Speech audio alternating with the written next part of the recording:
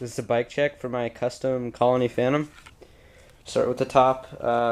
Animal Edwin grips, Snafu stubby bar ends, white Eclat brake lever, Odyssey linear brake cable, Flytierra bars. Moving down, Odyssey gold CFL stem with an Odyssey headset, some carbon spacers.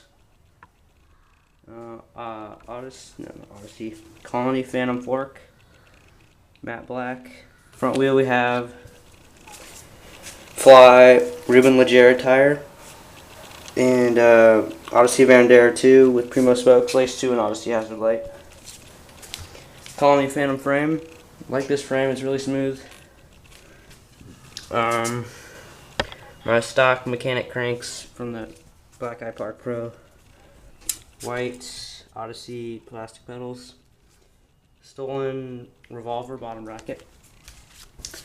A tree light sprocket with a KMC 710 SL chain.